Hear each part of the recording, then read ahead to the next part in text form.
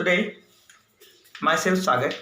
In this video, I am talking about chemistry model test paper questions, which is important for your board exam. So sir ध्यान से देखिएगा मैं क्या कर रहा हूँ, बहुत इंपॉर्टेंट क्वेश्चंस है जो आपके एग्जाम्स के लिए बहुत इंपॉर्टेंट है. Chemistry class 10. Which of the following statements is are correct about bases. किसके बारे में बोल रहा है सर? बोल रहा है कि बेसिस, एसिड बेस सॉल्ट पढ़े उस चैप्टर से क्वेश्चन है.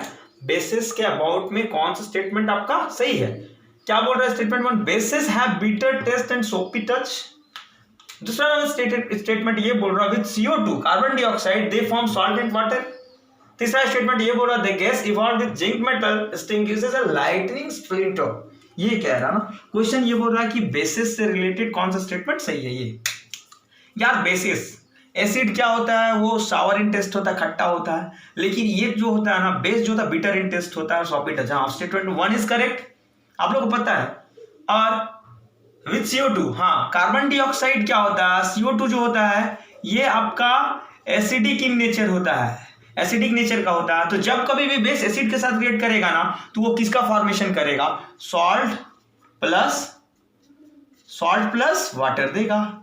तो कहने का मतलब ये भी स्टेटमेंट टू भी करेक्ट है. सो हम लोग इससे कंक्लूजन क्या निकलता है दोस्त? कंक्लूजन ये निकलता है सर कि statement one and statement two both are correct.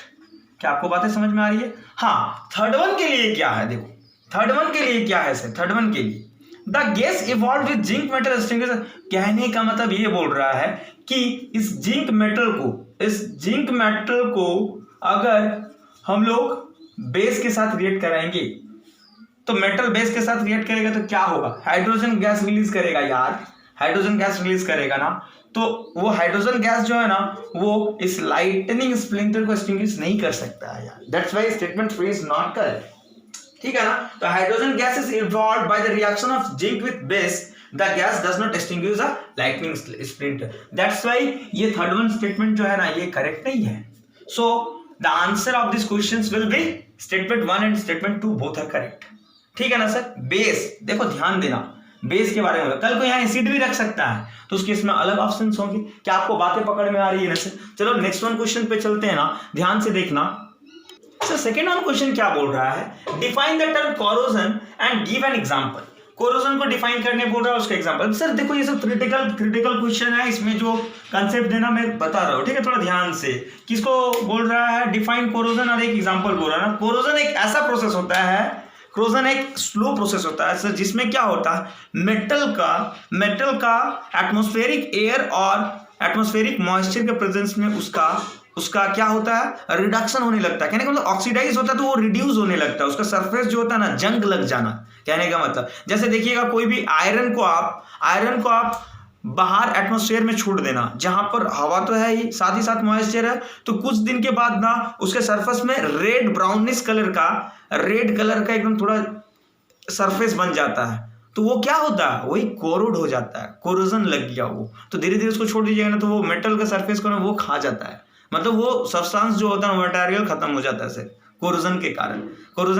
वो कोरोजन है क्या? तो एक स्लो प्रोसेस है सर, जिसमें क्या होता है एटमॉस्फेरिक एयर और मॉइस्चर के प्रेजेंस में रिएक्शन होता है. वहां पर रिएक्शन होने के बाद, वहां पर केमिकल रिएक्शंस होने के बाद वो कोरोजन होना स्टार्ट होता है, कोरोड होना स्टार्ट होता है और वो मेटल सरफेस खत्म हो जाता है.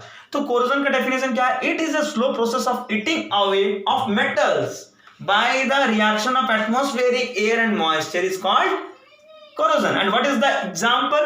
That rusting of iron is the main important example of corrosion. ठीक है ना, याद रखना. तो ये क्या है? ये एक स्लो प्रोसेस है जिसमें क्या होता है मेटल का मतलब रिडक्शन होता है. कहने का मतलब मेटल जो होता है ना वो खत्म होने लगता है. कैसे? By the reaction of atmospheric air and moisture. और rusting of iron is an example of corrosion. So rust जो होता है, ये रस्ट का केमिकल फॉर्मूला क्या होता है यार? रस्ट ये Fe2O3.x मोल ऑफ H2O. ठीक है ना. इसका नाम क्या? Hydrated iron 3 oxide. ये 3 क्या है? ये ऑक्सीडेशन नंबर बता रहा है इस हाइड्रेटेड आयरन का. ठीक है ना. चलो और एक नोट दे के एक की पॉइंट लिख लीजिएगा सर. की पॉइंट लिख लीजिएगा. इथेनोइक एसिड का हम लोग कुछ बताए थे क्या आप लोग को? इथेनोइक एसिड का कुछ बताया देगा। A dilute solution of ethanoic acid with water will give you vinegar. A dilute solution of CH3COOH, इसका नाम क्या है? एसिटिक एसिड जिसको कहते हैं, जिसका नाम क्या है? Ethanoic acid. A dilute solution of ethanoic acid with water is called what? Vinegar कहते हैं इसको, विनेगर। जिसमें सर क्या होता है? 5 to 8% ऑफ इथेनोइक एसिड मौजूद होते हैं। विनेगर में 0 से 8% के रेंज में इथेनोइक एसिड मौजूद होता है सर। ये सब की पॉइंट ये है कि ताकि आप याद रखो, a dilute solution of ethanoic acid with water is called vinegar. क्या सर? ये सब मैं इसलिए बता रहा हूं ताकि आपका एग्जाम में पूछ देता है, बेसिक चीज तो छूटे ना कोई भी चीज, जिसमें क्या आपको ये भी पूछ सकता है कि how many amount of ethanoic acid which is present in vinegar. Then आपको क्या करना पड़ेगा? 5 to 8% of ethanoic acid is present in vinegar. आ रही है बातें समझ में ना? जब कभी भी ethanoic acid dilute solution of ethanoic acid का डाइल्यूट सॉल्यूशन को हम लोग वाटर के साथ जैसे ही रिएक्ट कराएंगे या कुछ भी होगा रिएक्शन वहां, तो वो रिएक्शन के बाद जो प्रोडक्ट देगा वो विनेगर देगा। और विनेगर में क्या रहेगा sir? 5 to 8% of ethanoic acid रहेगा। क्या आपको बातें पकड़ में आ रही है ना? वीडियो को लाइक कर दो ना यार, शेयर कर दो। और नेक्स्ट वन क्वेश्चन में चलते हैं सर, थोड़ा ध्यान से वीडियो को लास्ट तक बने रहना जरूर। हाँ सर, नेक्स्ट वन क्वेश्चन क्या बोल रहा है? असर्शन रीजन वाला क्वेश्चन है थोड़ा, ठीक है? थोड़ा समझने का भी है, इसमें थ्योरेटिकल भी थोड़ा है, तो थोड़ा ध्यान से। असर्शन में क्या बोल रहा है? Graphite is slippery to touch. Reason में क्या बोल रहा है? The various layers of carbon atoms in graphite are held together by weak van der Waals forces. थोड़ा ध्यान से देखना, समझा रहे समझो, ठीक है? क्या बोल रहा है? Graphite is slippery to touch, एकदम स्लिपरी होना चाहिए, टच करेंगे तो एकदम स्लिपरी टाइप का होना चाहिए। ग्रेफाइट यार पेंसिल जो है ना, वुडन पेंसिल का लीड जो होता है वही होता है ग्रेफाइट का। And the various layers of carbon atoms in graphite में जो कार्बन एटम्स का अलग अलग लेयर जो है वो सारा का सारा किससे बंधा हुआ होना चाहिए सर? ये कह रहा है, इसका स्टेटमेंट ये कह रहा है कि weak van der Waals force से बंधा हुआ रहना चाहिए। ओके, देखो ये है स्ट्रक्चर है किसका? ये स्ट्रक्चर है सर, ये स्ट्रक्चर है, स्ट्रक्चर ऑफ ग्रेफाइट के स्ट्रक्चर है ना। देख इसमें क्या है, याद रखना, कोई भी स्ट्रक्चर का ऑर्गेनिक कंपाउंड में, कहने का मतलब कार्बोनाइट्स कंपाउंड चैप्टर में कोई भी स्ट्रक्चर होना, उसका कोई भी साइकिल होना, उसका हर एक कॉर्नर जो है ना कार्बन को रिप्रेजेंट करता है सर, कार्बन को रिप्रेजेंट करता है। ये सब जो मैं डॉटेड लाइन से कर रहा हूं ये सब कार्बन को रिप्रेजेंट करता है। सो देख, हर एक ग्रेफाइट मॉलिक्यूल्स का एक कार्बन एटम 3 कार्बन एटम से जुड़ा हुआ है, 1 2 3 है ना। फिर इसको भी देखो 1 2 3 से देखो, इसको भी देखो एक, ये देखो 1 2 3, और देखिए आप यहाँ पर इसको देखिए 1 2 3 है ना, 3 कार्बन एटम से जुड़ा हुआ है। तो ये कार्बन के बीच जो बॉन्ड है ये है स्ट्रॉन्ग कोवेलेंट बॉन्ड है ना। कार्बन तो कोवेलेंट बॉन्ड का फॉर्मेशन करता है ना, ये है क्या? स्ट्रॉन्ग, बहुत स्ट्रॉन्ग बॉन्ड है, स्ट्रॉन्ग कोवेलेंट बॉन्ड है सर। ये जो कार्बन के बीच पाया जाता है, और ये भी कार्बन के बीच मतलब पाया जा रहा, बट ऊपर वाले सरफेस नीचे वाले, तो ये वाला बॉन्ड जो है ना सर, ये वाला बॉन्ड जो है, ये क्या है? यही है आपका वीक वैंडर, यही है आपका weak van der Waals forces,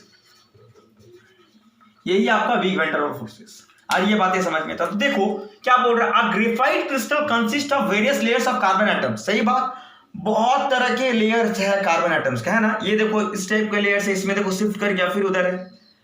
तो ग्रेफाइट क्रिस्टल में, ग्रेफाइट स्ट्रक्चर में क्या है sir? Various layers of carbon atoms है, जिसमें in which each carbon atoms is joined to 3 other atoms by strong covalent bonds. जिसमें क्या बोल रहा, हर एक कार्बन एटम्स जो है ना वो 3 अलग अलग कार्बन एटम के साथ स्ट्रॉन्ग कोवेलेंट बॉन्ड के साथ बंधा हुआ है। क्या बोले, ये तो एक कार्बन एटम 3 कार्बन एटम से बंधा हुआ है, यही तो है बॉन्ड। और ये कैसा बॉन्ड है? स्ट्रॉन्ग कोवेलेंट बॉन्ड है। क्या रहा ना, that's why the various layers of carbon atoms in graphite are held together by weak van der Waals forces.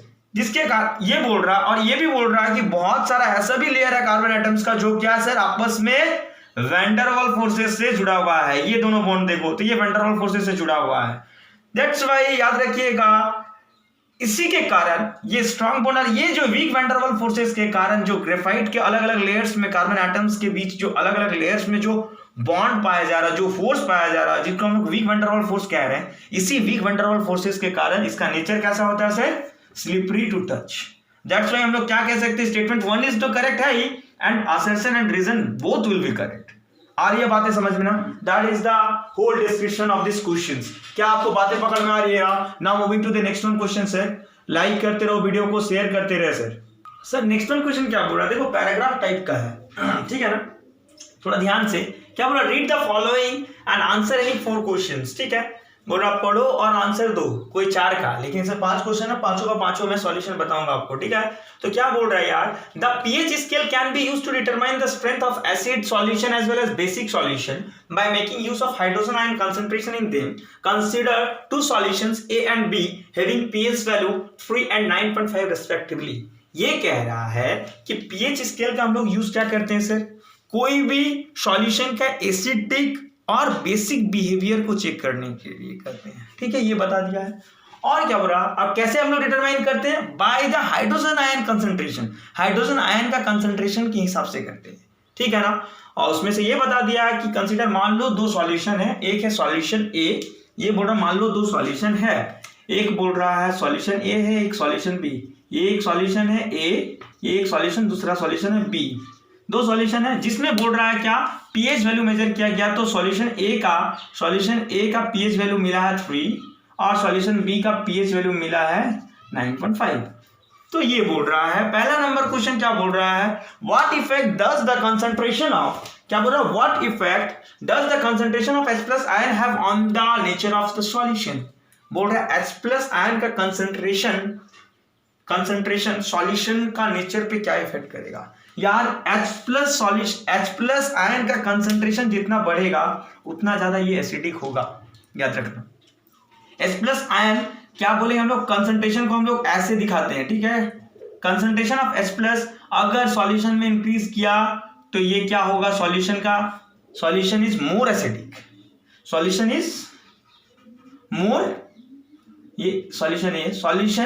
Is more acidic in nature.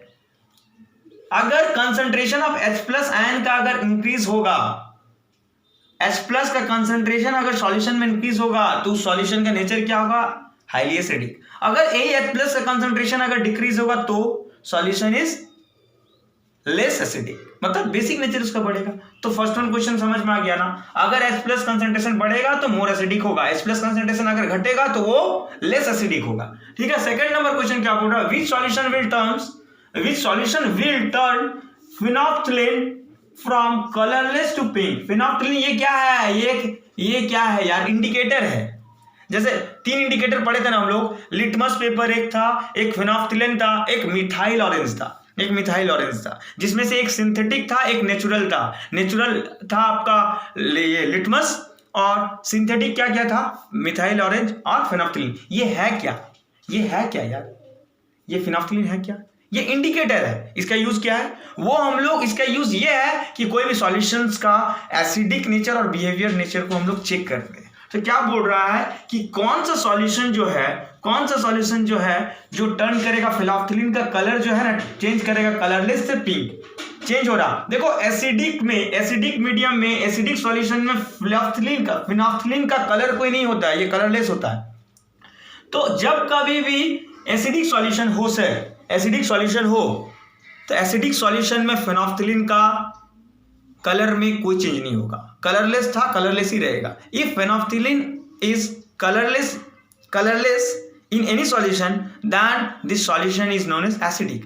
अगर तुम्हारा क्या हो रहा है इस केस में, यही कलरलेस से पिंक में कन्वर्ट हो जा रहा है, कहने का मतलब ये सॉल्यूशन क्या होगा, बेसिक इन नेचर होगा यार। सो इसका आंसर क्या हो जाएगा दोस्त, इसका आंसर हो जाएगा क्या, सॉल्यूशन जो होगा वो किस नेचर में होगा यार, बेसिक नेचर का होगा, बेसिक नेचर का। मैं क्या बोला ध्यान से, फिनोप्थलीन का कोई कलर नहीं होता, ये खुद कलरलेस सब्सटेंस है, ठीक है ना? तो एसिडिक सॉल्यूशन में अगर फिनोप्थलीन का ड्रॉप अगर 2 डालेंगे ना तो वो कलरलेस ही रहेगा, और अगर जैसे ही बेस में डाल दिया ना तो यही कलरलेस सब्सटेंस जो है ना ये पिंक कलर में कन्वर्ट हो जाएगा। देन तुम समझ जाना जैसे फिनोल्फथालीन का कलरलेस से पिंक में कन्वर्ट हो जा रहा, मतलब वो क्या होगा, सॉल्यूशन बेसिक नेचर का। क्या आपको बातें पकड़ में आ रही है ना यार? क्या आपको समझ में आ रहा है? तो समझ में आ रहा तो लाइक ठोक ना यार, शेयर कर दो ना दोस्त। देखो थर्ड वन क्वेश्चन क्या बोल रहा है, विच of the following substances would have pH value less than 7? PH value less than 7 मतलब एसिडिक रेंज में आ गए, ग्रेटर देन 7 मतलब बेसिक में चला गई। तो इसमें लेस देन 7 बोल रहा मतलब इन चारों में से जो एसिडिक होगा वही होगा।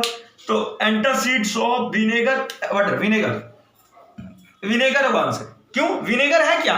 It is a dilute solution of ethanoic acid and water is known as vinegar, जिसमें 5 से 8% क्या होता है, इथेनॉइक एसिड होता है। इसी के 2 क्वेश्चन पीछे चले जाना, इसी वीडियो में है। तो विनेगर इज योर आंसर। इसका पीएच वैल्यू क्या होगा यार? 7 से कम होगा। क्या आपको बातें पकड़ में आ रही है ना? और 2 क्वेश्चन है, देख लेते हैं ना, थोड़ा ध्यान से सर वेट करो, वीडियो को लास्ट तक देखते रहो यार, वीडियो को like share and subscribe. Sir next one question क्या बोल रहा है, लास्ट वन क्वेश्चन, ठीक है ना? क्या बोल रहा है, what happens when dilute HCl, क्या बोल रहा है यार, what happens when dilute HCl hydrochloric acid is added to iron filing, ठीक है ना? बोल रहा है डाइल्यूट, जब कभी भी हम लोग डाइल्यूट हाइड्रोक्लोरिक एसिड को हम लोग आयरन फाइलिंग के साथ ऐड करेंगे तो क्या देगा? देखना, हाइड्रोक्लोरिक एसिड हम लोग आयरन फाइलिंग के साथ ऐड कर रहे हैं तो क्या दे रहा है? आयरन क्लोराइड और हाइड्रोजन गैस दे रहा है यार, ठीक है ना? सिंपली यही, जब कभी भी when dilute hydrochloric acid is added to iron filling, then the hydrogen gas and iron chloride क्या असर होगा? Iron chloride is produced. क्या क्या प्रोड्यूस हो रहा है? जब कभी भी हम लोग HCl को आयरन के साथ रिएक्ट कराएंगे तो क्या देगा? Iron chloride and hydrogen gas. That is your answer. And third last one question क्या बोल रहा है, फ्रॉम दिस रिएक्शन, इस रिएक्शन जो है 4Na, ये 4Na plus O2 will give you 2Na2O। और ये जो दिखता है ना ब्रैकेट में, ये सब क्या होता है ये पता है? ये फेजेस पता चलता है, ये सॉलिड फेज में है, ये गैस फेज में है, ये सॉलिड फेज में है। तो क्या बोल रहा है इसमें, इस रिएक्शन से क्या पता चल रहा है कि O2 का क्या हो रहा है? ऑक्सीडेशन हो रहा है, रिडक्शन हो रहा है, या दोनों हो रहा है? ऑक्सीजन का देखो, ऑक्सीजन यहाँ पर 0, ये फ्री स्टेट में है, 0 ऑक्सीडेशन नंबर, इधर नेगेटिव, मतलब इसका रिडक्शन होगा, O2 का रिडक्शन होगा जी, ऑक्सीजन का रिडक्शन हो रहा है, Na का क्या होगा? फ्री स्टेट प्लस होगा, ऑक्सीडेशन होगा, ठीक है? देखो कैसे पता चल गया, ऐसे हम लोग ऑक्सीडेशन स्टेट निकाल के पता लगाते, ठीक है? कैसे? तो देखो O2 जो है ना सर, ये यहां पर फ्री स्टेट में है, फ्री स्टेट में कैसे? 2 अपना ही मॉलिक्यूल है, ऑक्सीजन एटम अकेले है, दैट्स व्हाई फ्री स्टेट में कोई भी एटम अगर फ्री स्टेट में होता है ना, कोई भी एलिमेंट अगर आपका फ्री स्टेट में होना सर, फ्री स्टेट में होना, तो उसका ऑक्सीडेशन स्टेट जो होता है 0 होता है, ऑक्सीडेशन नंबर 0, तो 0, ये भी फ्री स्टेट में 0। देखो यहाँ कंबाइंड फॉर्म में है ना, ये होगा -2, ये होगा +2, एंड Na का +1 होता है, बट 2 Na है ना +2। तो देखो क्या हो रहा है, 0 से कहां जा रहा? -2। ऑक्सीजन का ऑक्सीडेशन स्टेट क्या हो रहा है? 0 से -2 में हो रहा है, तो वो तो घट रहा है ना, घट रहा मतलब रिड्यूस, मतलब रिडक्शन होगा, O2 का रिडक्शन हो रहा है। और यहाँ देखो Na का 0 से कहां जा रहा? +2 में, इसका ऑक्सीडेशन नंबर बढ़ रहा है, 0 से +2 में जा रहा है, दैट्स व्हाई ऑक्सीडाइज होगा, ऑक्सीडेशन होगा इसका, ठीक है ना? That's why oxidise. तो इसका आंसर क्या हो जाएगा सर? O2 का रिड्यूस होगा, O2 रिड्यूस करेगा, Na ऑक्सीडाइज करेगा। So that is the whole concept and whole answer of these questions. So sir, please be careful and video को लाइक करते रहो, शेयर करते रहो, कहीं भी डाउट हो सर कमेंट करते रहे, और मेरे चैनल में जो कोई भी नए हो सर चैनल को सब्सक्राइब कर दें and press the bell icon please, and all notification में क्लिक करना ताकि आपको इस तरह के वीडियो का नोटिफिकेशन मिलता रहे। Thank you sir, thank you.